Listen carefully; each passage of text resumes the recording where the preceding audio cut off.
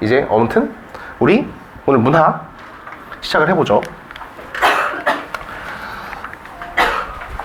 이게 제 지론이에요. 정확하게 풀어야 어떻게? 빨리 푸는 거야. 정확하게 풀어. 특히 얘들아, 우리가 시간 단축은 문학에서 해야 돼. 문학에서. 그러니까 이게 상담을 하다 보면은 결국에는 애들이 독서가 약한 줄 알다가 독서가 약해도 그 근거가 뭐냐? 독서에서 많이 틀린대. 그러면은 이제 독서를 충분히 생각할 시간이 있었나부터 봐야 돼요. 그리고 내가 독서를 충분히 생각해가지고 맞추려면은 도대체 몇 분이나 필요할까를 생각을 해야 되겠죠. 개인마다 차이가 있지만 산술적으로 35분 이상 투자를 하면 손해예요. 아니 왜 그러냐면 얘들아, 몇 문제야 수능? 45문제죠. 45문항. 이걸 몇 분 안에 풀어야 돼? 80분. 그러니까 결국엔 여러분 우리가 이걸 생각해야 돼. 표준 점수는 뭐가 아니야? 난이도가 높은 문제를 더 맞춘다고 주지 않는다고요. 그쵸? 그러니까 독서 한 문제의 가치와 뒤에 있는 문학 한 문제의 가치가 다르지 않다라는 뜻이에요. 2점짜리는 다 2점, 3점짜리는 3점이기 때문에 그래요. 그러니까 여러분 시간을 배분할 때 뭐를 넘으면 안 돼? 고난도 역시 몇 분을? 2분을 넘기면 안 되겠죠. 2분 이상 투자하는 거는 손해죠, 손해. 그러니까 독서가 여러분 몇 문항이고? 독서가 17문항이고. 여기서 여러분 가장 호구인 뭐를 빼면은, 독서론을 빼면은 14분이라고. 14분이란다. 14문항이라고. 그럼 곱하기 여러분 2분 하면 몇 개야? 28분. 30분 동안 풀어도 손해라는 거예요, 결국에는. 그쵸? 그러니까 독서에서 여러분 몇 분 이상 배정하면 손해야? 30분 이상 배정하면 손해인 거야, 사실. 자기가 어떤 사람들은 30분 이상 배정할 수 있느냐?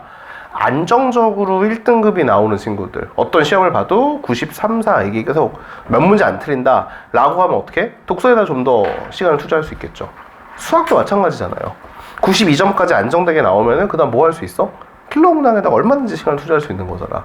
근데 중요한 건 뭐야? 내가 지금 수학으로 따지면 매 시험을 92점까지 안정적으로 받아내느냐를 생각해 봐야죠. 근데 그것도 아닌 주제에 뭐 하려고 그래? 킬러 문항을 대비하려고 하는 거야. 안 되겠죠? 여기까지 잘 오는 게 이제 급선무예요. 그래서 문학을 빨리 풀어야 돼요, 문학을. 문학을 빨리 풀려면은 어떻게 된다? 판단의 근거가 확실해야 되는 거예요, 확실. 이 문제 여기가 틀렸네. 이게 바로바로 나와야 되는 거라고. 솔직히 보이죠? 이렇게 해놔도, 거기 놔둬도. 혜민이 보여? 다, 그쵸? 여기 놔둬놨겠다. 자, 일단 그러면은 정답의 근거는 뭐라고? 저번 시간에 뭐 했고? 그치? 우리가 여러분 틀렸다라고 생각할 때 내 머릿속에 생각하는 게 아니라 이 단어가 띠꺼운데 이렇게 하는 게 아니라 뭐예요? 보기에서는 그렇게 하지 말랬는데 라고 해야 된다고. 보기에서는. 자, 두 번째는 여러분 선지에 저 단어가 들어가면 조심해야 돼요.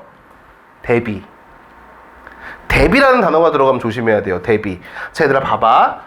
대비인지 아니면 뭐인지, 호응인지, 대응인지, 이게 반대 개념이야. 여기다 또 쓸 수 있는 게 연결이야. 이쪽은 여러분 뭐겠어? 대립. 또 뭐야? 연결의 반대니까 단절. 이런 말들로 쓰인다고. 잘 봐 얘들아. 자연은 속세와 단절된 공간이다. 이렇게 쓴다고. 이해됐어요? 그래서 이런 용어들이 어디에 나왔을 때, 선지에 나왔을 때 뭐를 해야 된다? 주의해야 된다는 거예요. 주의. 선지에서 진짜 대비인지 아니면 진짜 연결인지를 봐야 돼요. 알겠죠? 그래서 오늘 아마 이것만 계속 할 겁니다. 자, 오늘 그래가지고 정답의 근거에서 대비를 연습할 때 공간, 시어, 시간 이런 식으로 뭐가 대비되는지를 한번 보고, 표현법에서는 아마 이런 것들 연습을 할 거예요. 표현법에서는. 자, 이제 한번 보죠. 시작! 2분 같은 1분 줄게요. 있어. 2인분 같은 1인분. 비슷한 거예요. 어제 진짜 웃겼던 게, 이 마이크를, 이 주파수를, 이거를 6번으로 맞추면은 저기 옆에 있는 건물이 노래방이잖아요. 코인 노래방. 거기 노래 들을 수 있다? 부르는 거. 네, 누가 이따 한번 내가 실험해 줄게요. 그거 될지. 존나 웃겨요. 개모 불러요, 십새끼. 그래서 어제 갑자기 애들 노래 뭐지? 문제 풀리는데 누가 노래를 부르고 있는 거야. 그래서 뭔 일이야? 라고 봤더니 저 주파수를 잡았더라고. 그래서 노래방 지금 주파수랑 맞아요. 그래서 지금 우리가 1번으로 바꿨어요. 일단 6번을 한번 맞춰놓고 오늘 들리나 한번 실험해보자. 존나 재밌어, 생각보다. 개모 불러. 나는 노래를 못 불러가지고 노래방 가기 싫어하는데 걔네들 노래를 못 부르는데 왜 노래방을 가지? 아, 연습하러 가는 거야? 노래는 타고나는 거라 연습을 안 되지 않나? 안타깝게도. 아, 예체능 쪽은 여러분 타고나는 성향이 강하죠. 아무나 연습한다고 150kg로 던질 수 있는 건 아니잖아요. 그쵸? 아, 물론 이제 그 친구도 뭐 150kg 던질 마음은 없겠죠. 한 80kg라도 던지고 싶어 하는 것 같은데 제 생각엔 글렀어요. 자, 고산 구곡가죠. 고산 구곡가고 저번에 우리 어디에서 나왔던? 과제에서 나왔던 작품이죠. 그쵸? 그래서 오늘 여러분 제가 저번 주에 왜 스텝업을 고전시를 두는지 알겠죠? 이번 주 수업 예습이에요. 은근 예습이라서 얘들 잘 보면 지금 어디?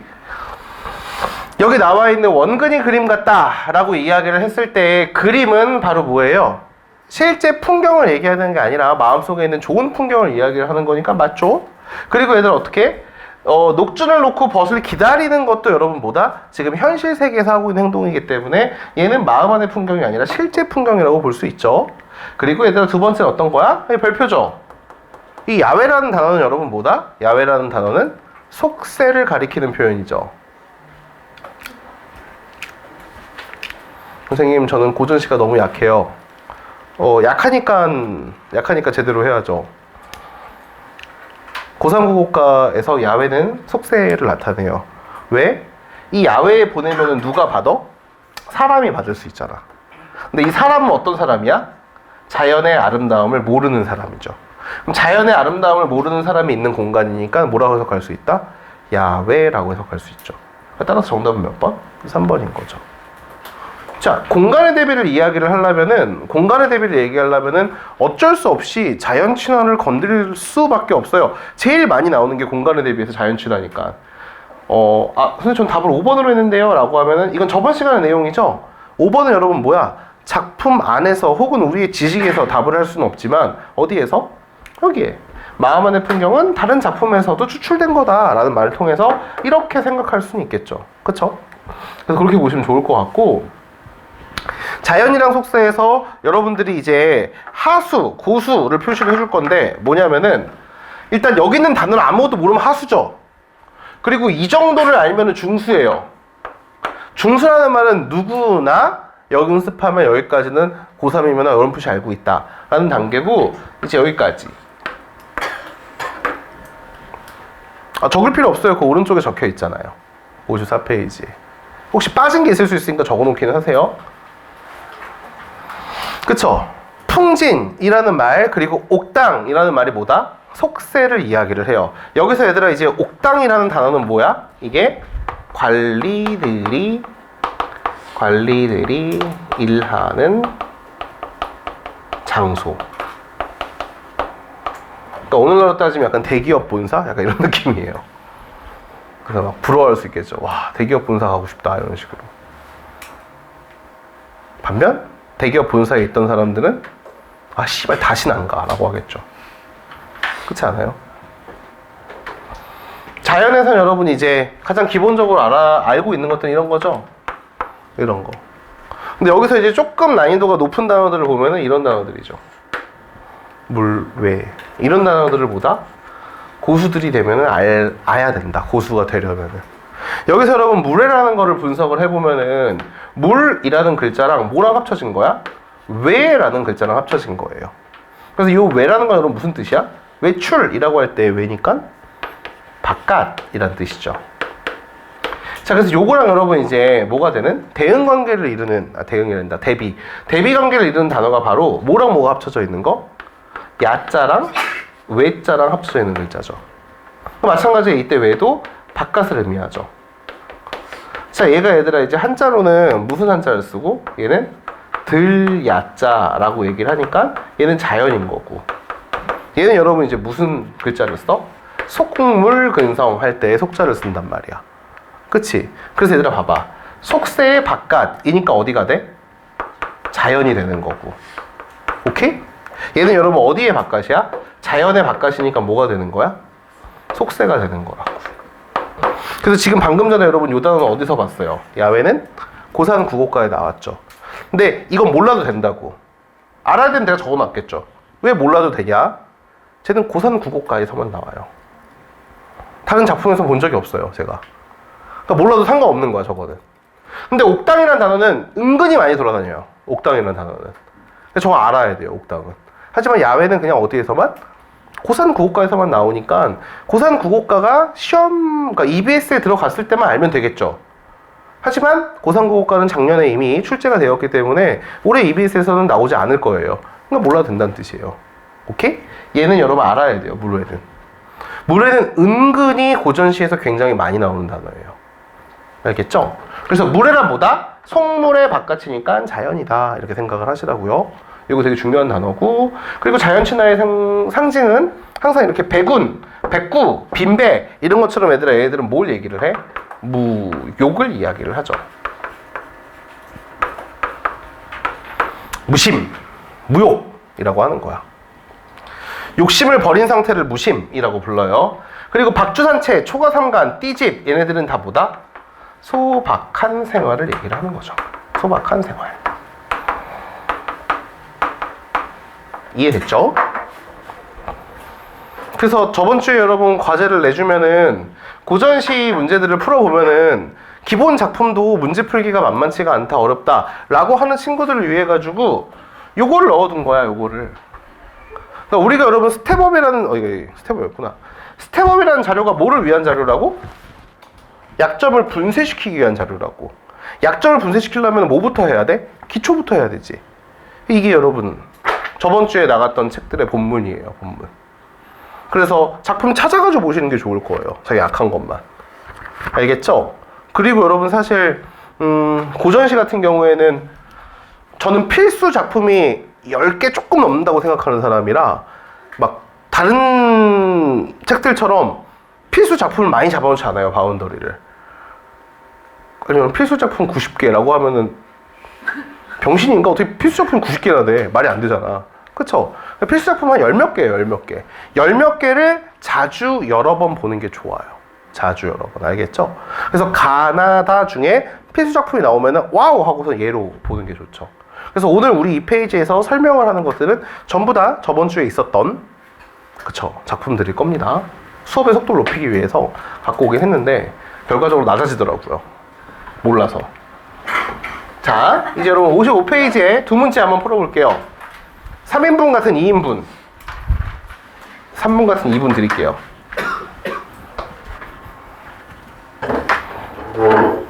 됐죠? 누구 나가지 않았냐 방금? 아니구나. 됐죠? 이게 얘들아, 우리가 그 데이터로 얘기를 합시다. 뇌피셜로 얘기하지 말고. 지금 55페이지에 도산 12곡에 구욕을 백구라는 뜻 어휘풀이로 나와 있죠. 그쵸? 뭐라고 나와 있어? 현자. 좋은 거야, 안 좋은 거야? 현자가 안 좋은 거야? 좋은 거잖아. 근데 우리는 뭘 알고 있어? 도산 12곡에서의 현자는 안 좋은 거죠? 왜? 자연에 마음을 두지 않고 멀리 마음을 두고 있으니. 그쵸? 이 이황이라는 사람은 여러분 되게 점잖은 사람이죠. 아, 그럼 몰라요? 저도 몰라요, 만나본 적은 없어서. 근데 그에 관련된 일화들을 보면 볼수록 굉장히 선비의 정말 전형, 우리 10선비를 넘어 100선비 정도가 되는 진짜 진정한 선비예요. 20살이나 어린, 그쵸? 20살이나 어린 후학자랑 그 후학자가 자기의 이론에 태클을 걸 때에도 정성스럽게 답변을 적어가지고 무려 7년 동안 서로 답변을 주고받았죠. 네, 이게 여러분 이제 윤사 같은 내용에서 여러분들이 배울 수 있는 내용인데, 그 학자가 기태승이에요, 기태승. 율곡 2의 스승으로 알려진. 기태생이랑 이황이랑 거의 20살 가깝게 차이가 나요. 그러니까 여러분들이 뭐냐면은 내년에 대학을 가. 여러분들이 이제 20살이잖아? 여러분들의 교수님이 한 40살이 됐다고 생각해봐. 그럼 교수님의 이론에 태클을 거는 거야. 말이 돼, 안 돼? 그쵸? 그럼 교수님이 여러분 뭐라 그래? 뭐래, 이 씨바, 이럴 거 아니야. 그쵸? 요즘에도 그런데 조선시대 어땠겠어? 그것도 여러분 자기 대학의 학생이 아니라 어떤 거야? 다른 파인데. 파 자체도 다른 파라고. 우리 여러분 천하의 옹졸남인 누구? 아인슈타인은 자기 평생 친구였던 하이젠베르크가 양자역학에 대해서 얘기를 하니까 바로 손절 때렸죠. 지는 주사위 놀이를 하지 않네, 병신아, 이러면서. 그쵸?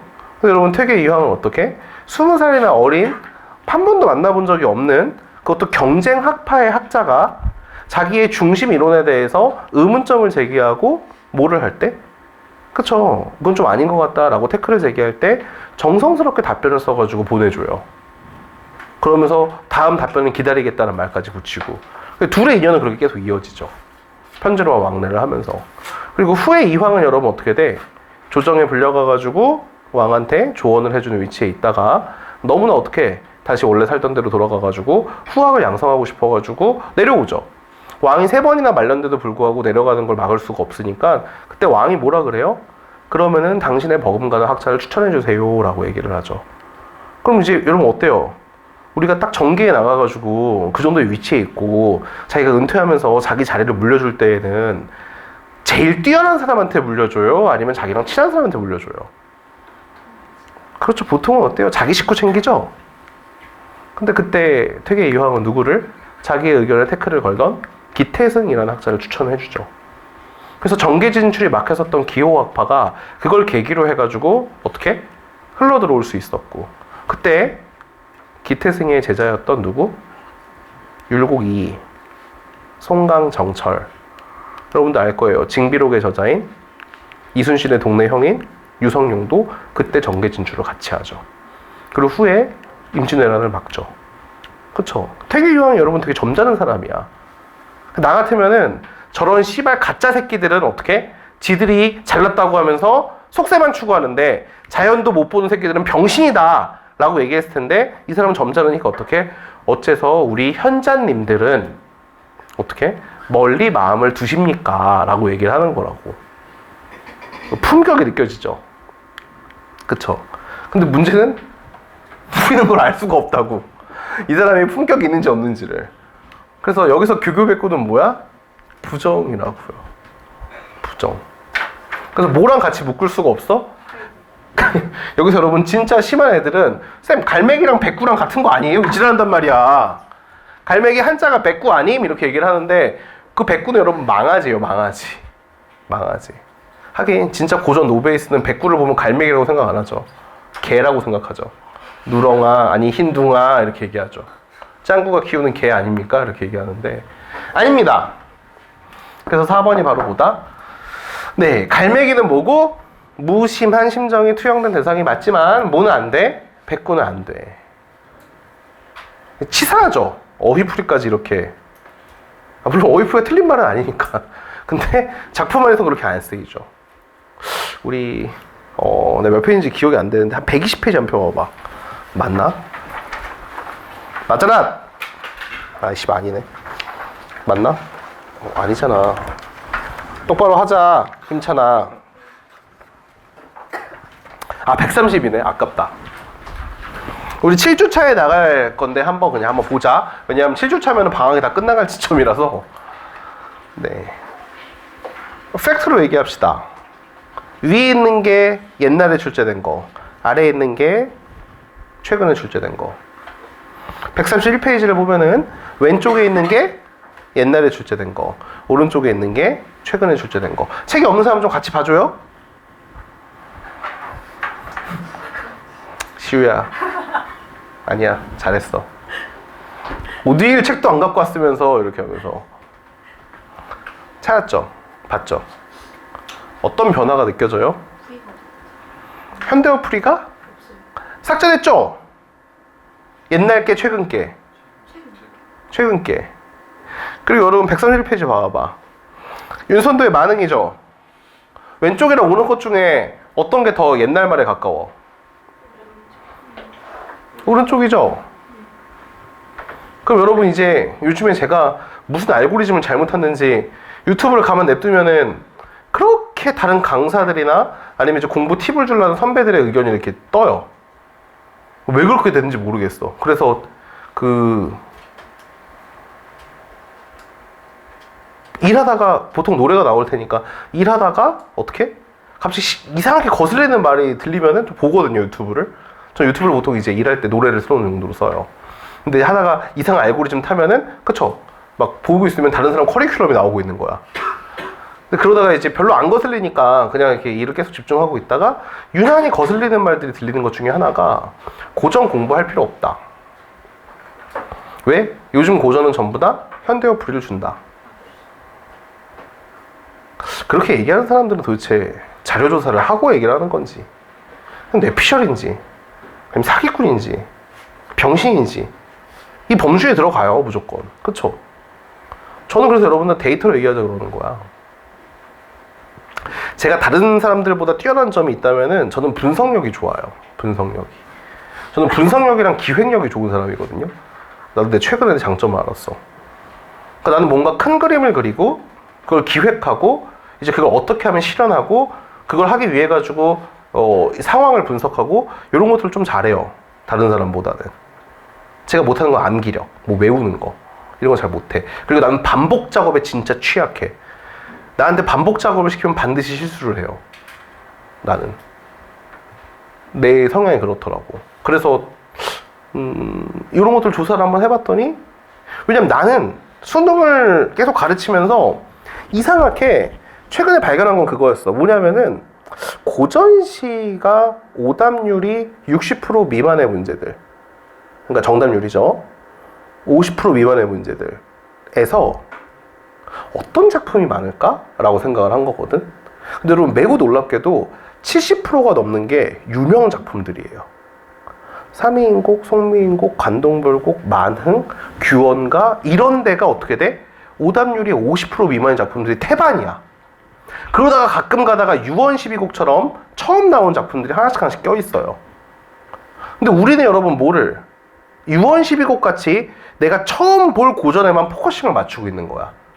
그러면서 뭐라고 하는 거야? 그냥 이렇게 어휘 몇 개 알고 어떻게? 그쵸? 대충 가가지고 해석하고 이러면 돼 라고 하는 게 여러분들한테 부담을 덜어줄 수 있는 발언이죠. 학업 부담을 덜어줄 수 있잖아. 더군다나 고전은 누구나 다 싫어하죠. 한자니까. 그쵸? 근데 여러분 팩트는 뭐야? 이렇게 나온다고. 이게 팩트라고 그냥. 선생님 그럼 다른 사람들 하는 말 거짓말인가요? 아니야, 반은 맞는 말이야. 낯선 게 처음 나오는 게 나오면 어떻게 윤문풀이를 해서 줘요. 근데 어떻게 반복적으로 나올 때에는 어떻게 한다? 점점 원문으로 돌려요. 그래서 오히려 여러분 우리가 빡세게 준비를 해야 되는 것들이 어떤 거야? 이미 여러 번 나온 작품. 이미 여러 번 나온 작품들은 거꾸로 생각해볼까? 여러분들이 교수님이야. 출제를 할 거야. 그럼 얘들아 봐봐. A라는 처음 보는 작품이 있고 관동별곡이라는 뭐예요? 초네임드 작품이 있어. 그럼 여기서 여러분 A를 픽하지 않고 B를 픽한다는 거는 A를 물어볼 때의 마음가짐과 B를 물어볼 때의 마음가짐이 같을 수 있을까? 아니겠죠. 관동별곡을 하겠다는 소리는 무슨 소리야? 에이, 이 정도는 알겠지. 그쵸? 에이, 이걸 모를까? 라는 마음이 들어갈 수밖에 없어요, 출제를 하면은. 그리고 그런 것들이 반영이 되는데, 참 웃긴 거는, 교수님들은 뭐야? 교수님들은 말 그대로 문제를 오래 출제하신 분들이고, 수험생들은 뭐예요? 매년 물갈이가 되죠.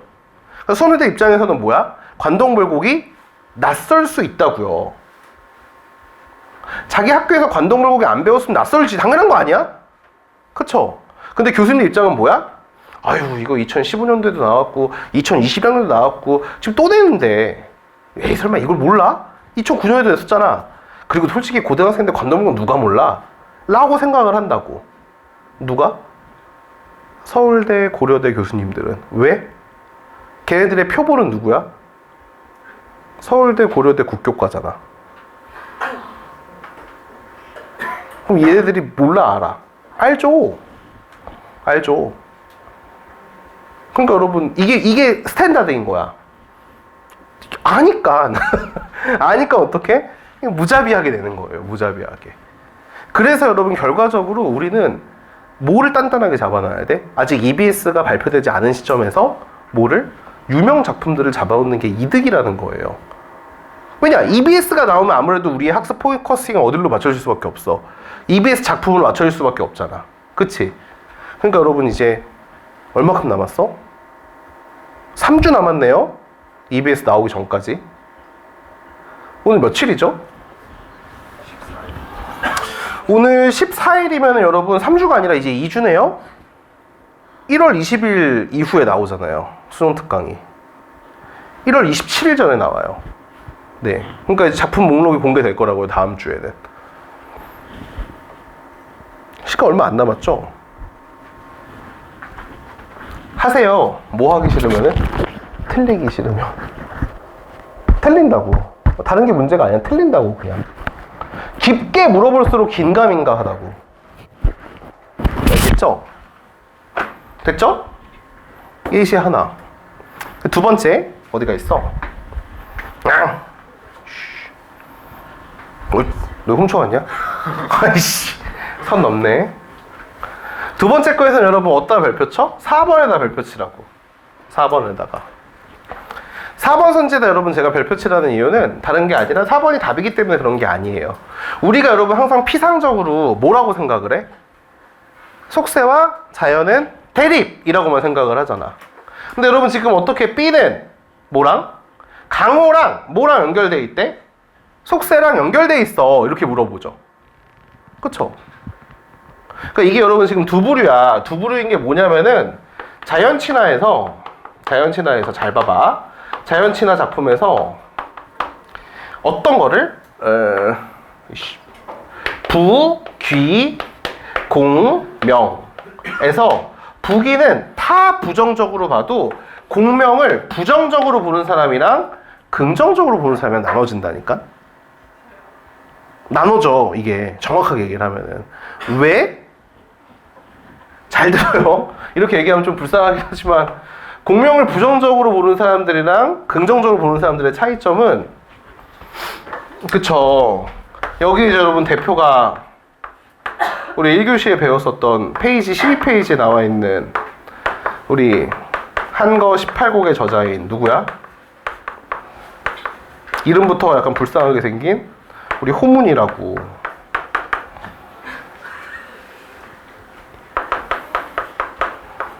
과거에 못 붙는 애들이라고. 에이 씨발. N수생이라고. N수생. 한거 18곡의 처음이 뭐야? 10년을 허둥지둥 했노라 이렇게 시작하죠. 그쵸? 과거 시험 몇 년 준비한 거야? 10년. 붙었어 못 붙었어? 붙었어. 얘한테는 과거 시험이 어떤 의미야? 충과 효를 실현할 수 있는 의미라고. 여러분들 대학 잘 가면 여러분들이 좋아요? 부모님이 좋아요? 여러분들이 좋죠? 라는 말은 거짓말이에요. 부모님이 더 좋아요. 진짜야. 너희가 명문대 가기 vs 너희 자식이 명문대 가기 중에 더 기쁜 일은 너희 자식이 명문대를 가는 거야. 이상하죠? 이해가 안 가죠 지금은. 그쵸? 근데 여러분 그게 우리 아빠를 보면서 내가 깨달은 건데 우리 아빠는 친구들 중에서 학벌이 많이 낮은 편이야. 많이 낮아요. 형제 중에서도 많이 낮아요. 그럴 수밖에 없는 게 우리 큰 고모는 서울대 이전에 경기여고였고 경기여고 1등이었고 서울대도 의대 수석 약대 복수 전공. 그래서 면허가 의사 면허 2개 약사 면허 1개 삼육대학교 초대 약사회 회장 이러니까 그 집안의 다른 남동생들이 다 뭐야? 찌끄레기들이죠. 쟤는 공부를 왜 이렇게 못할까? 약간 이런 느낌이잖아. 그치? 그래서 여기 이제 그런 것도 있고 친구들 중에도 그러니까 우리 아빠 학벌이 낮아. 근데 약간 학벌에 대한 열등감이 있어 분명히. 근데 이제 아들이 어디 갔어? 아들이 서울대 갔잖아. 그러니까 이제 어떻게? 기대등등해. 친구들 사이에서 서울대생이 한 명도 없으니까 그냥 뭐야? 내가 승리한 인생이야. 내가 위너다. 너는 결국 해봤자 너의 C는 뭐야? 너의 C는 그치 연고대 따까리인데 내 아들은 S대다. 그래서 우리 아들은 공부도 안 시켰는데 잘해. 이러면서 이제 존나 거들먹거린다고.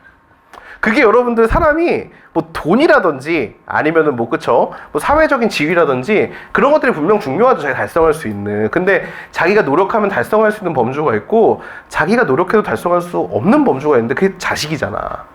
그쵸? 그래서 여러분들은 부모님의 자랑이란 말이에요. 근데 여러분들의 부모님의 자랑이 어떻게 돼? 그쵸? 이게 딱 나는 비록 뭐예요?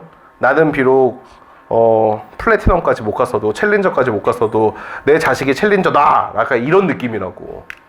잘 이해는 안 가요. 지금 나이 때에는 자식이 없으니까. 그쵸?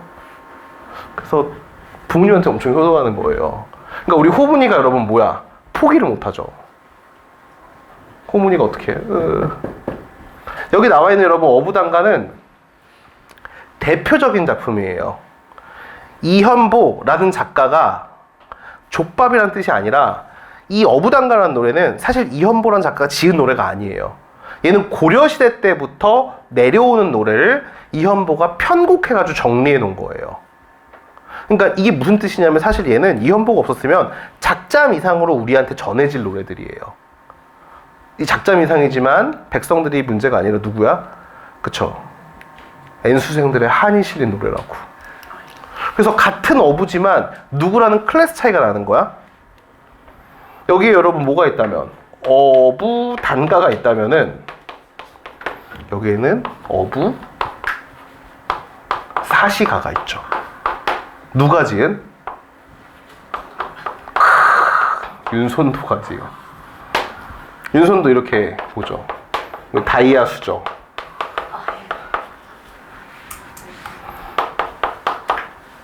세자의 스승 이런 게 있죠. 고산 구곡가 이런 데는 여러분 이제 여기 뭐가 붙어요? 과거 9번 수석. 수석이 아니구나. 그게 급제구나. 그다음 후문이는 10번 했는데 후문이는 10년 했는데 율곡이는 9살부터 과거 합격했죠. 9살 때 성균관대 입학 자격증이 나왔잖아.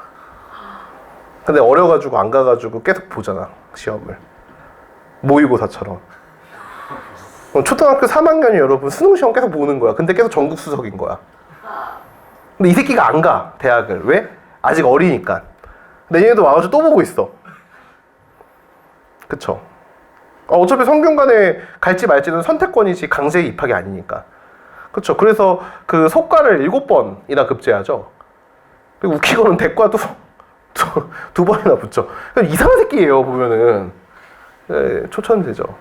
근데 얘는 여러분 뭐야? 벼슬이 그냥 언제든지 마음 먹으면은 할 수 있는 사람들이고.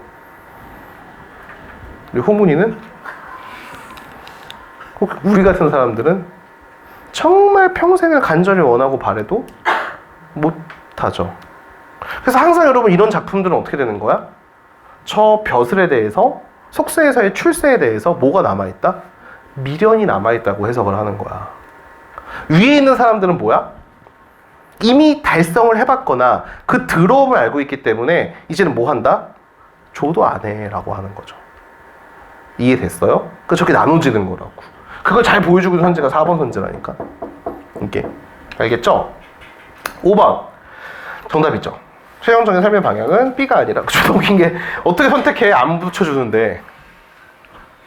나 진짜 막 궁금한 게 막 이런 거야. 막 그 한거 18거 보면은 강호를 선택하면은 임금을 저버리는 것 같고 막 이런 말이 나오잖아. 그치? 근데 여러분 애초에 임금을 저버리지 않아. 왜? 임금은 너를 주순 적이 없거든.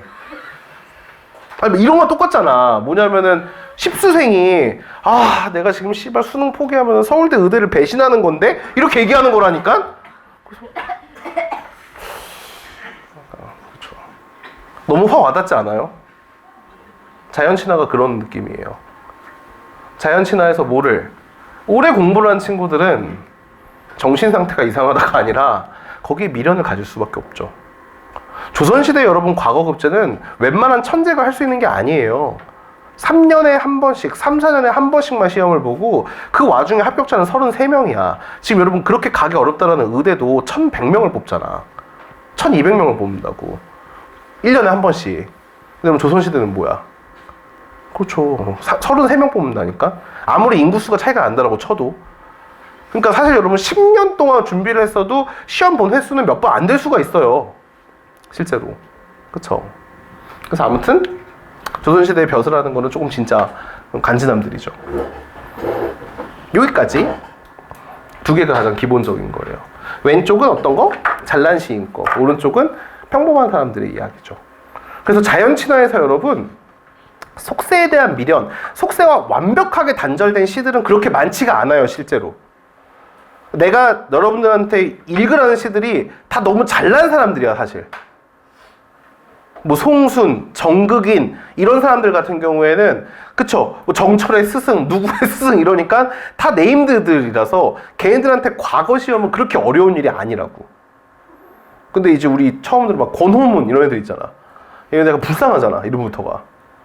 간절함이 느껴지죠.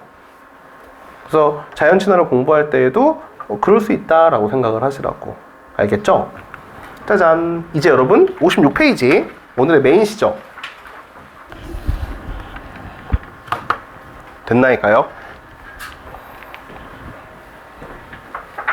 자, 다시 현대시로 와가지고 개념은 계속 복습하는 게 좋겠죠?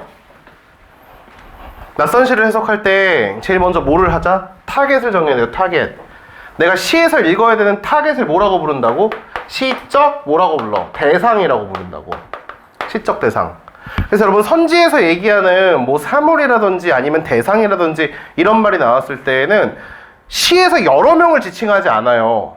대상을 지칭한다니까.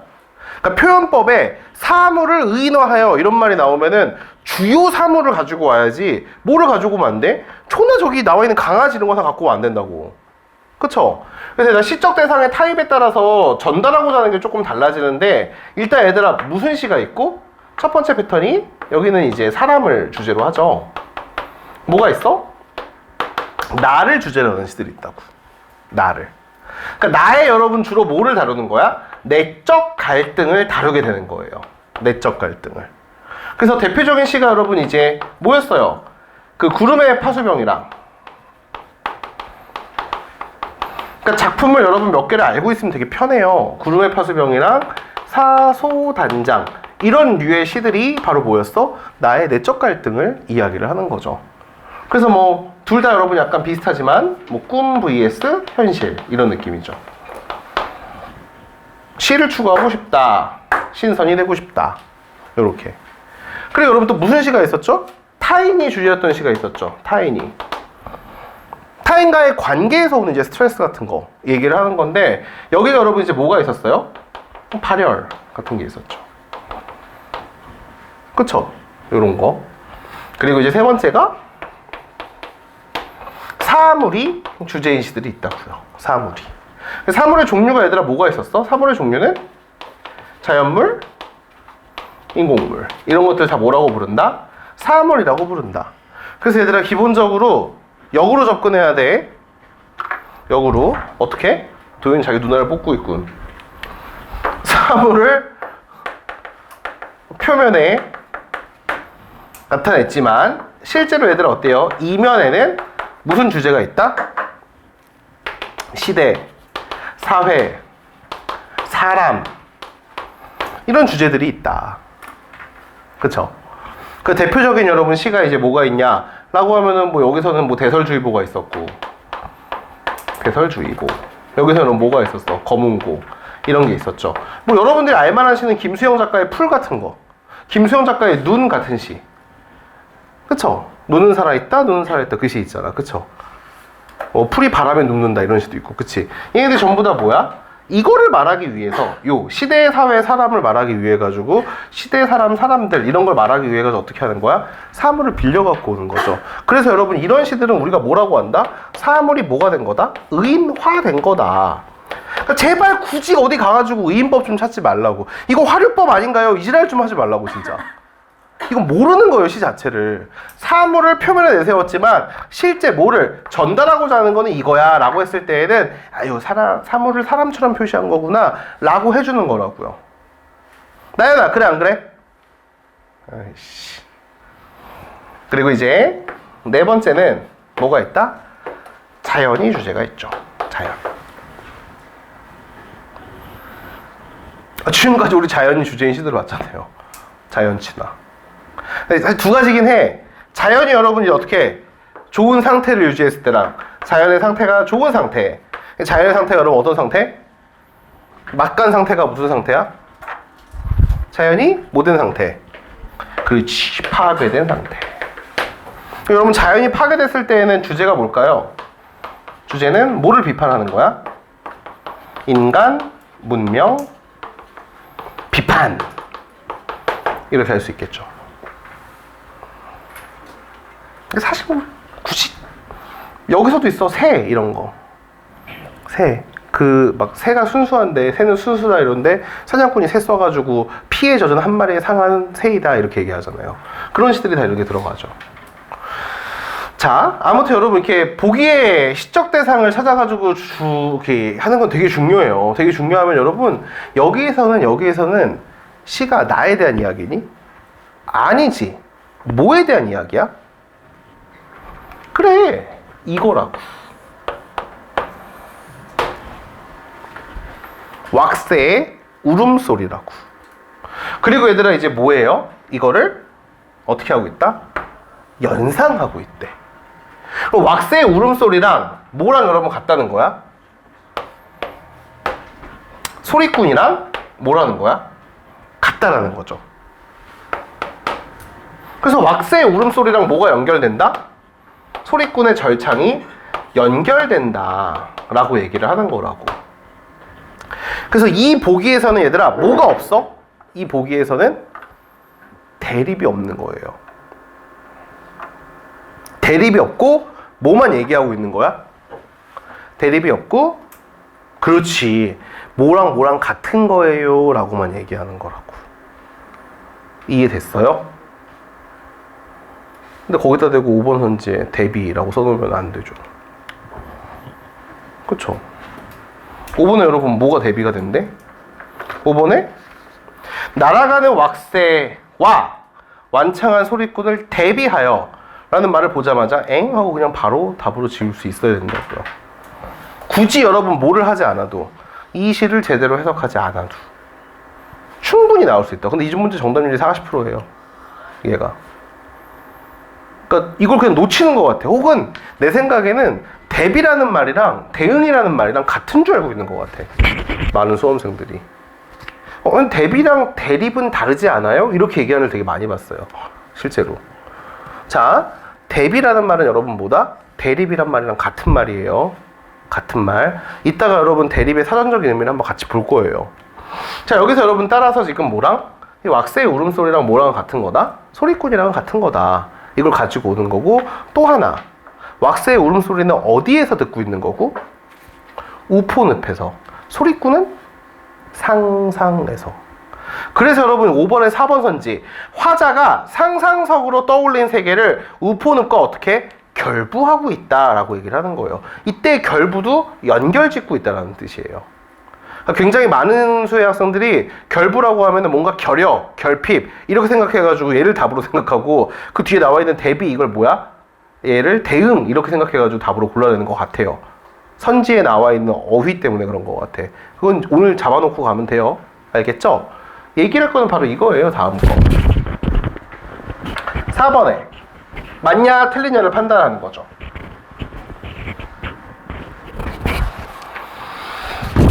일단 여러분 우리가 뭐를 통해서 5번 문제의 보기를 통해 가지고 뭐는 디귿 리을은 맞다라는 거를 잡을 수 있어요. 소리꾼이라는 인물을 세팅했기 때문에 디귿은 맞는 거고요.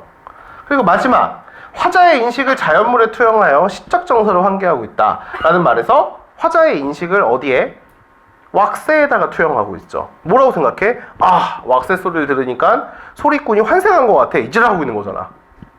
근데 여러분들 중요한 게 뭐냐면은 쌤 이게 어디 있어요? 라고 물어본다고. 시적 정서가 어디서 환기가 돼요? 라고 물어보는 거야.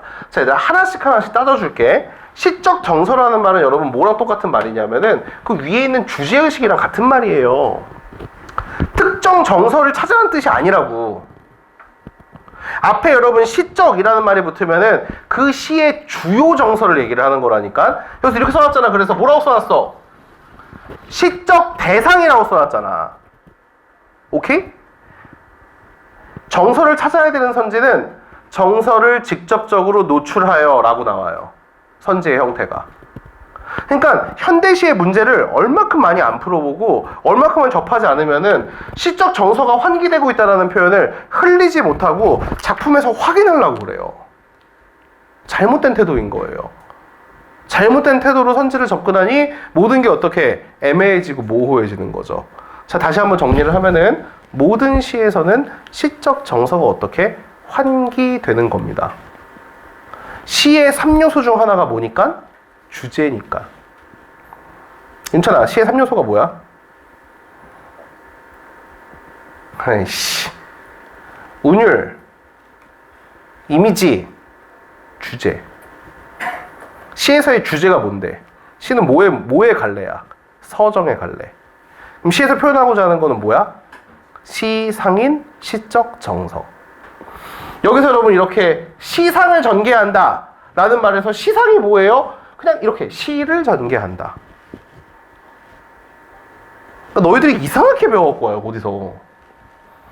소재의 생동감이 어떻게 부각돼요? 야, 뭐를 사용했으니까? 이미지를 사용했으니까 이거는 여러분 당연한 말이야. 앞에가 나오면 뒤에 게 당연히 따라 나오는 거라고. 시상을 전개했다. 이게 여러분 뭐니까? 이게 시상 전개 방법이니까. 그러니까 시선의 이동이 나와 있으면 시상은 저전개되는 거예요. 저절로.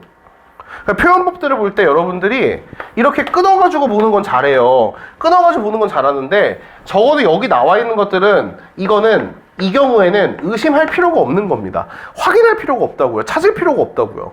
얘네들은. 근데 여러분 오해하면 안 돼.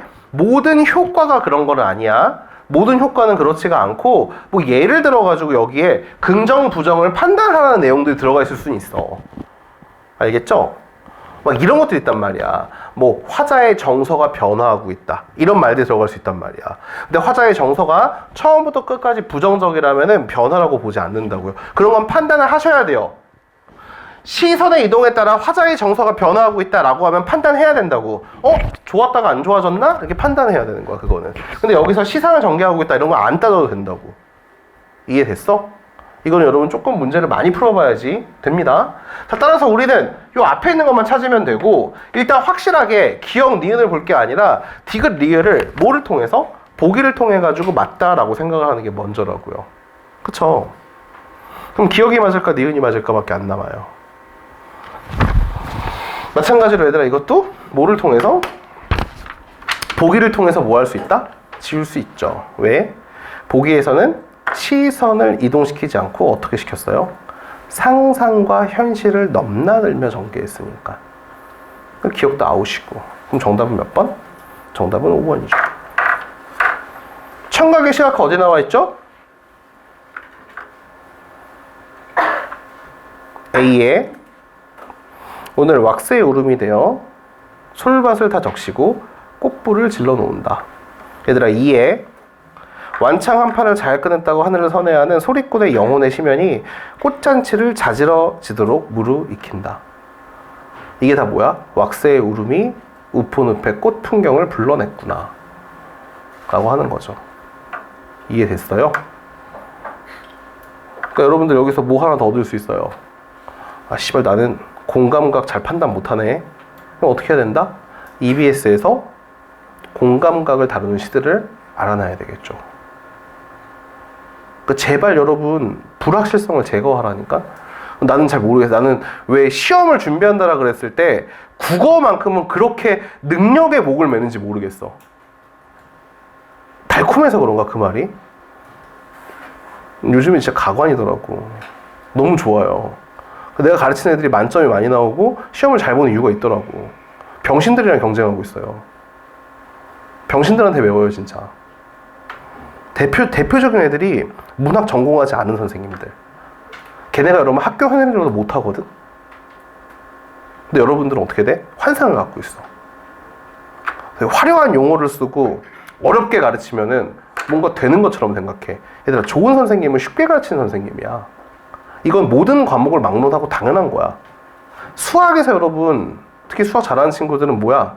와, 내가 생각도 못한 풀이를 쓰니까 존나 잘 가르친다 라고 착각을 해요. 그게 뭐가 중요하죠? 너희가 그렇게 못 풀 건데? 그렇지 않아요? 그거에 현혹되지 말라고. 나는 선생님들이 그런 걸 애들한테 자랑하는 걸 보면 역겨워요 사실. 왜 역겨워? 나이살 처먹고 고작 19살짜리들이 보는 시험에서 잘 푼다고 자랑하잖아. 병신 아님? 그것도 한 과목을? 내 말이 틀리니? 당연히 잘해야 되는 거 아니야? 아니 그 나이 처먹고 고작 20살짜리들 보는 시험이나 공부하고 있으면서 뭔가 씨발 유레카라도 하는 척하면서 얘기를 하는 게 너무 역겹다니까? 그냥 뭐예요? 어렵게 생각하는 애들을 쉽게 생각할 수 있도록 지도해 주는 게 그게 여러분 진짜 중요한 거라고. 막 청각의 시각화 이런 거 찾을 필요가 없다는 게 뭐야? 이 시의 주요가 뭐예요? 왁스의 울음소리잖아. 왁스의 울음소리를 보면서 어떻게? 봄날의 풍경이랑 연결짓고 있잖아요. 그래서 어떻게? 왁스의 울음이 꽃으로 다시 피었다. 울음을 꽃으로 했으니까 청각의 시각화. 이렇게 생각하는 거라고요. 항상 얘들아 그렇게 생각해. 국어만큼이 아니라 모든 과목에서는 수업을 들었을 때 두 가지를 얻어야 돼. 쉽게 생각하는 방법이랑 두 번째, 내가 몰랐던 지식. 이게 되게 중요하다고. 이런 것들 다 지식이에요. 시적 정서가 주제라는 거. 이 지식이라니까. 시에서는 뭐가? 서정의 갈래이기 때문에 정서가 무조건 뭐예요? 환기돼야 된다니까요. 환기가 안 될 수, 그럼 여러분 시의 3요소 중에 하나가 없는 거야, 주제가. 이해됐어요? 그렇게 생각을 해주시고 넘어가죠. 요즘 애들 이상하게 공부해. 좋은 거야, 우리는. 자, 그렇다면 여러분 이제 시선을 이동한다는 게 뭔지를 한번 알아봅시다. 오른쪽 페이지를 가보시면 돼요. 그거 한 문제 한번 풀어봐, 얘들아. 6번 문제 하나만. 자, 얘를 여러분 어떻게 풀어야 되는지 알려줄게요. 상충곡이랑 고상구곡까지는 둘 중에 하나는 확실하게 알고 있어야 돼요. 우리가 상충곡이라고 하면 딱 머릿속에 뭐가 박혀있어?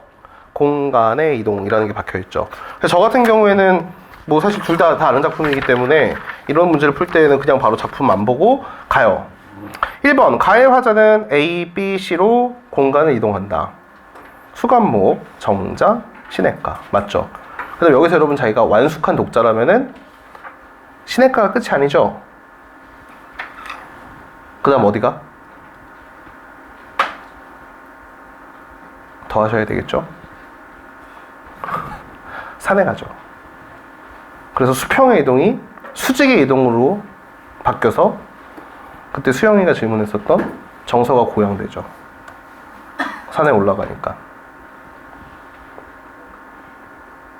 그래서 거기서 어떻게? 먼 들판을 바라보죠. 연화일휘라고 하면서. 그쵸? 그 다음에 거기서 그 유명한 구절이 나오죠. 주객이 전도된 부기도 날거리고 공명도 날거리니. 정서가 한껏 업돼가지고 쓰죠.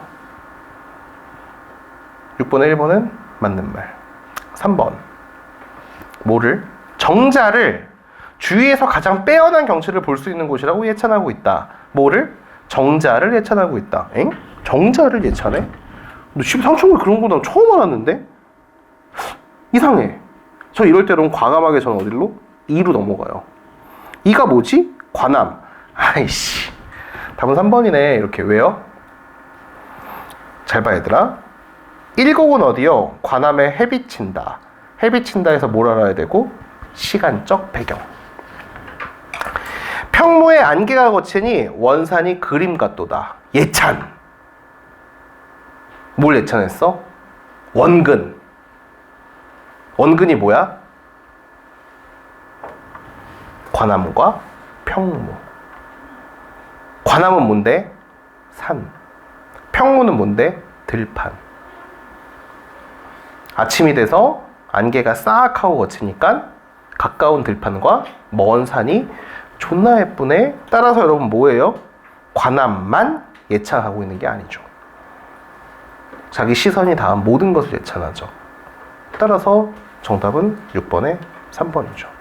하지만 여러분들이 이런 문제를 많이 틀리고 시간이 오래 걸린 이유가 뭘까? 여기서 이렇게 자신감 있게 못 들어가고 이렇게도 해석할 수 있지 않을까? 하면서 간다고요. 그쵸? 스스로 시간을 낭비하는 거야. 뭐냐면은 준비할 수 있는 시간을 충분히 줘요. 10개월 동안. 개짓말 하고 있어요. 이해가 안 가요, 도대체. 저는 여러분 지식을 굉장히 중요시 여겨요. 저는. 왜냐? 그렇게 출제가 되니까요. 그리고 남과는 다르게 차이를 벌릴 수가 있거든요. 그래서 옆에 친구들이 여러분 막 고전 같은 거 공부하면 방해해. 그 뭐라 그래요? 그럼 뭐하러 하냐? 그래서 안 나와 이렇게 얘기를 하고 너만 하라고. 알아서 그럴 수 괜찮아. 좋은 거야.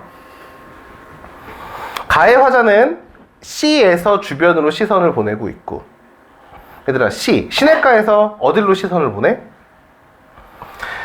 미음 완보하여 시내가에 혼자 앉아 명사 조음물에 술잔을 씻어서 부어들고 청류를 굽어보니 보이는 거 보이죠? 뭐가 보여요?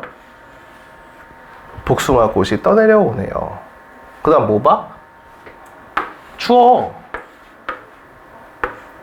추워라니까? 도화가 떠내려온다. 저 산이 이가 무릉인가? 하면서 뭐야? 복숭아꽃 봤다가 산 봤다가. 퀴즈. 원에서 근이야? 아니면 근에서 원이야? 그치. 복숭아꽃을 보다가 산을 보니까 가까운 곳에서 먼 곳으로 시선을 이동시키죠? 그 5번은 맞는 말이죠. 근데 여기는 F를 향해 시선을 보내고 있다. 맞죠? 풍암을 향해서 뭐를 예찬하고 있어? 추색이 좋다. 이렇게 예찬하죠. 이게 초보 단계죠. 계절감이 있는 표현을 더 고른다면 고수는 어디까지 본다? 어저께만 애들 물어보니까 존나 귀엽던데. 금수랑 어디까지? 청상까지 봐야 된다. 이게 고수야. 여기서 여러분 이 상이 뭐고?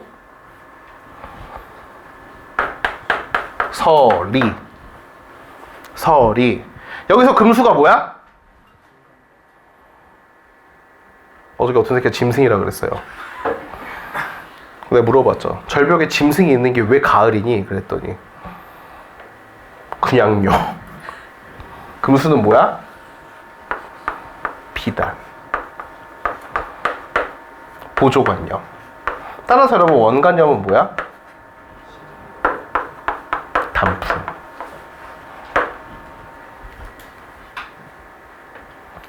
고전이 약한 친구들은 이런 게 안 잡혀 있어요, 아예. 하나 더. 들판에 황운이로다. 이거 뭐야? 곡식이 이금. 세 개의 단어죠. 서리상, 금수, 황운. 이 세 개는 몇왕정가에서도 가을이라는 계절감을 나타낼 때 사용하는 표현입니다. 고산 구곡가에서도 있네요. 계속 반복돼요. 그러니까 어떻게 하라고? 10몇 개만 반복적으로 읽으라고. 이거 여러분 가가지고 공부 못하는 새끼들 특징 뭐 하는 거야? 한 번 읽고 버려. 최소한 10번 돌려서 계속 읽어야 돼. 그러니까 니들이 안 읽을 것 같은가 만화로 된 거 주는 거잖아. 만화로 된 거. 고전이 약할수록 여러분 어떻게 정해진 것만 계속 보세요. 정해진 것만. 그게 제일 지루하지만 빨리 올라갈 수 있어요. 빨리. 알겠죠? 효율이 제일 좋아요. 따라서 어떻게? 청상, 금수가 있는 풍암을 보고 있죠. 됐죠? 그러니까 5번은 맞는 말이죠. 이해됐어요? 자, 이제 짜잔. 이렇게 얘들아 이제 시선의 이동을 판단할 때에는 주어로 판단을 하시면서 원경이랑 근경 판단할 때는 어떻게 한다? 원경이랑 근경을 판단할 때에는 뭘로? 물체의 상대적인 크기로. 도화는 작으니까 근경, 사는 크니까 원경 이렇게 판단하시면 되고요. 공간의 이동과 시선의 이동은 함께 일어날 수 있어요. 당연한 말이지만. 공간의 이동은 화자가 움직이느냐가 기준이고 시선의 이동은 화자가 움직이지 않아도 주어가 바뀌느냐가 대상이에요. 따라서 뭐야? 공간도 이동하고 상충곡은 시선도 이동하죠. 알겠죠? 그렇게 보시면 돼요. 짜잔. 이게 여러분 대비의 사전적인 의미예요. 자, 뭐 문학 용어집 이런 게 아니에요. 그냥 사전적인 의미예요. 사전적인 의미. 1번 뜻이 뭐야? 차이를 밝히기 위해 비교한다고. 그러니까 대비랑 대응이랑 완전 다른 말이야, 애초에.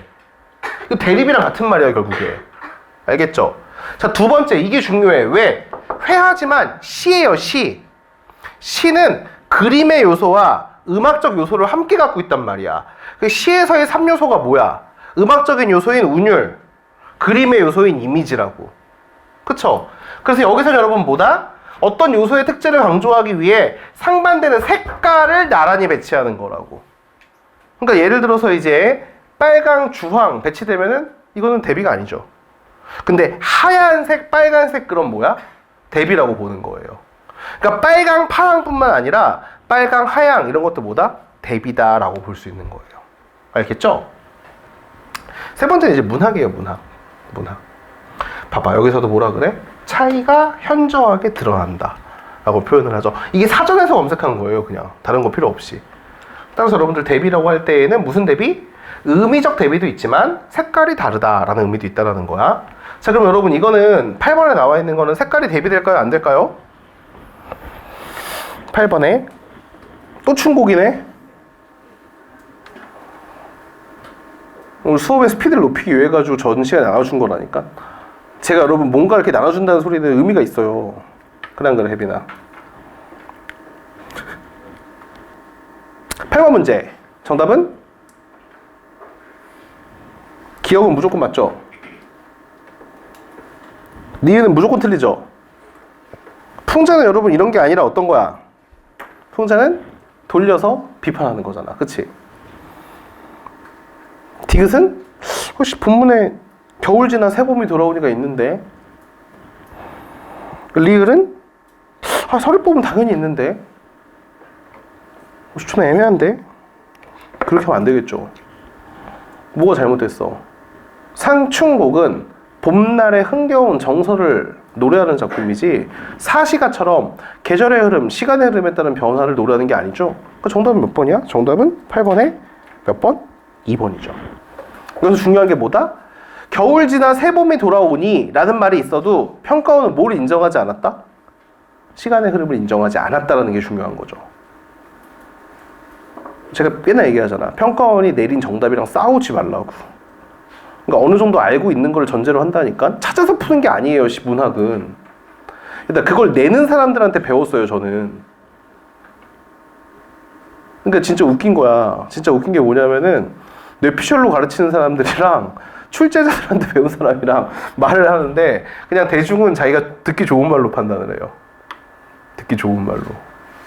공부할 필요 없어. 그냥 읽고선 생각하면 돼. 아니라니까요.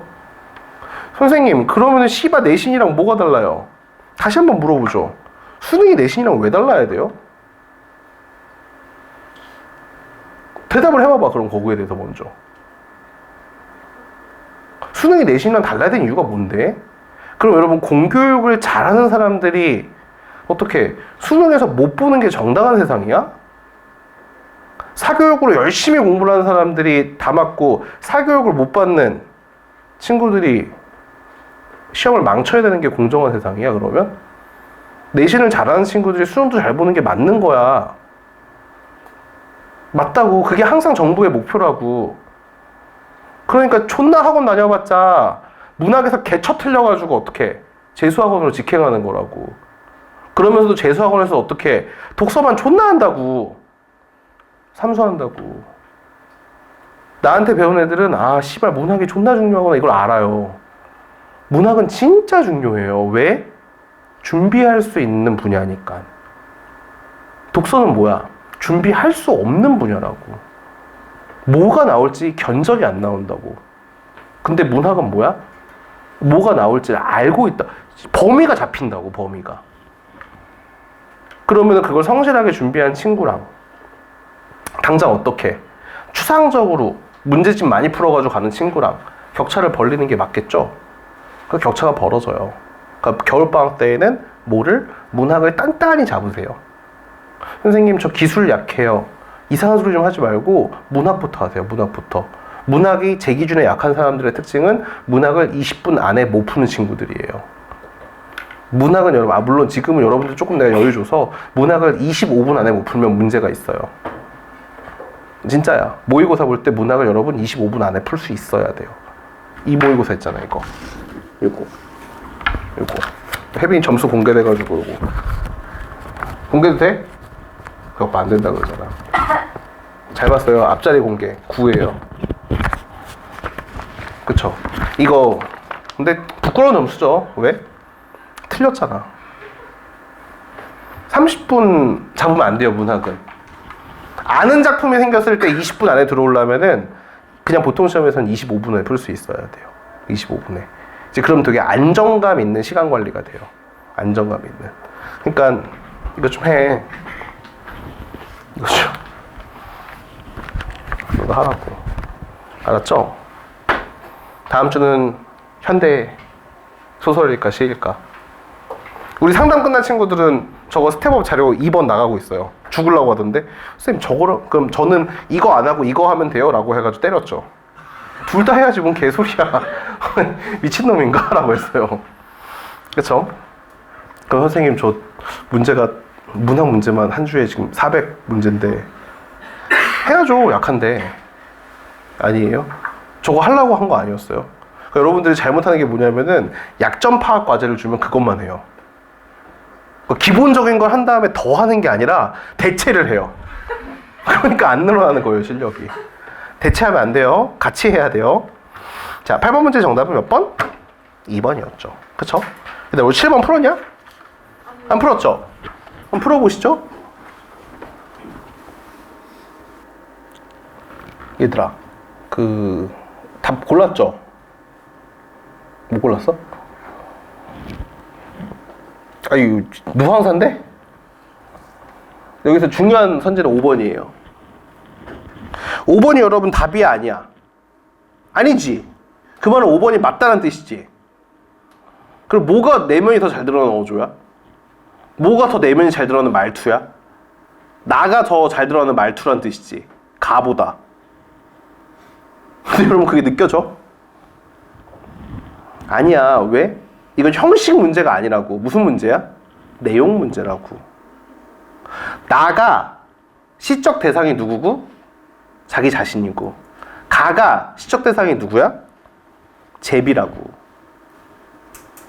그러니까 어조를 볼 때 여러분 뭐를 보면 안 돼? 말투를 보면 안 된다고.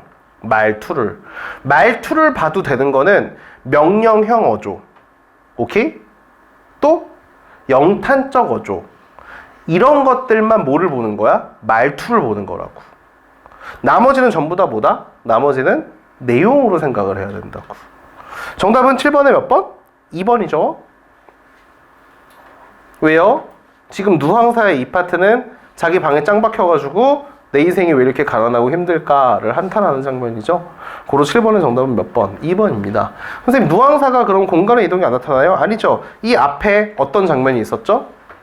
북창에 앉기 전에, 북창에 기대에 앉아서 새벽을 기다리기 전에 뭐지야? 그치? 소를 빌리러 갔다가 까이고 돌아오는 장면이죠. 그래서 여러분 누항사가 지금 여기가 마지막 파트구나 가 안 보이면은 약한 거예요. 약한 거라고. 그러니까 내가 여러분 확실하게 알라는 거는 이게 학교 시험범위다 라고 생각하고 외우시라고요. 전혀 손해볼 게 없어요. 고전이 약한 친구들은 안 외워서 그렇고, 안 외워지는 이유는 뭐야? 문제도 조금 풀고 모두 그쵸. 본문도 여러 번 안 봐서 그래요. 꼭꼭꼭 하시길 바랍니다. 방학 때잖아 지금. 오늘 마지막이네요. 9번, 10번, 11번까지. 61페이지 안 해요? 그건 다음 주에 복습용으로 남겨놓을 거예요. 짜잔! 아, 혜빈이 좀 기다려야 되는구나. 혜빈아, 채점을 해보면 되죠. 자, 맞아요, 틀려요? 과거하고 현재랑 달라, 같아? 다르지? 뭐가 더 나아? 과거가 더 나아. 그치? 지금 어때? 힘들어. 누가 없어서? 할망구라고 어떡해요? 와이프가 없어서. 그쵸? 불쌍해요? 이 사람? 안 불쌍하죠? 왜 안 불쌍해? 아버지로서 책임을 다하지 않았잖아. 그리고 아버지 대우를 받으려고 하는 게 불쌍해요? 전 별로인데. 저는 이런 사람이랑 반대가 되는 아빠 밑에서 자라가지고, 우리 아빠가 그치? 책임감 엄청 나가지고 가정에 대해서 책임은 되게 많이 지었던 타입이에요. 그래서 이런 사람들 보면은 젊었을 때는 자기 하고 싶은 거 다 하고, 어떻게? 늙어가지고 이제 힘없으니까 아들한테 와서 기생하잖아요. 또 마누라는 그래도 어떻게 돼요? 아, 저는 이 흐르는 북을 전편을 다 읽은 사람이에요. 그래서 이 민익태가 얼마나 쓰레기 같은 인물인 줄 알고 있죠. 바람도 피고, 그렇죠? 여러 번 선을 넘어요. 그리고 이제 마지막에 여러분 이제 여기 와가지고 누구까지? 자기 이제 손주까지 타락시키면서 끝나죠. 이게 흐르는 북의 내용이야. 손주한테 막 이제 푹 알려줄게 막 이제라면서 타락시켜요. 보면은. 그래서 여기는 과거와 대비가 되고 있다. 맞죠? 두 번째. 얘들아 잘 봐. 색채 대비가 아니야. 시어의 대비야. 이런 의미가 반대여야 돼. 얘들아 홍하는 뭐라고 하고? 젊음. 백골은 죽음. 반대되는 거 맞죠? 해석해볼까? 청초 우거진 골짜기에 자연이죠? 자느냐 누웠느냐. 홍안을 어디 두고 백골만 묻혀있느냐. 자, 술잔을 잡아도 권해줄 사람이 없으니 그게 너무 슬프네 라고 해서 이 시는 여러분 뭐를 드러냈다? 허무함을 드러내는 시죠. 무상함이 뭐라고? 허무함. 허무함. 자기가 고전이 되는지 안 되는지는 이 시 하나로 알 수가 있는 방법이 있어요. 누구를 추모하며 쓴 시예요? 잘 생각해봐. 여기 공간에 있는 애 중에 대답해도 돼요. 누구를 추모하며 썼어요? 아는 친구들 대답해. 없어요? 한 명도? 헌재야, 누구 추모했어? 황진이. 보세요. 아는 사람 있잖아. 그러니까 내가 보여주고 싶은 건 그거라고. 여기서 나만 알고 있는 게 아니라 아는 사람이 있다니까. 같이 시험 보는 라인 중에. 황진이를 추모하는 시죠. 그럼 그거 알고 있어요? 이 시 쓰고 잘렸다는 거? 이 시 쓰고 잘렸어요. 관직에서. 누군데요, 이 사람이? 황진이 남친이에요? 아니에요. 황진이 팬클럽 회장이라고 생각하면 돼요. 오늘날로 따지면은 저기 이제 어디야 열심히 공부해가지고 행시 봐가지고 딱 5급 공무원 됐어. 그리고 이제 아이유가 갑자기 은퇴한대. 은퇴콘을 연대. 그러니까 어떻게? 아 씨발 아이유가 은퇴라니 벌써 이러면서 이제 아쉬워했어. 그걸 이제 썼죠 인스타에. 그러니까 어떻게? 공무원의 품위를 손상시켰다는 이유로 잘린 거예요. 진짜예요. 진짜. 왜냐면 임재라는 사람은 황진이보다 20살이 연하예요. 그러니까 서로 여러분 막 만난 적도 없고 그런 거야. 황진이의 무덤에 가가지고 이렇게 그쵸, 아쉬움을 드러낸 거죠. 아휴 어쩌다가 벌써 가셨습니까 이렇게. 그랬더니 뭐야? 오소 사대부가 기생을 추모해 이러면서 이제 바로 해임.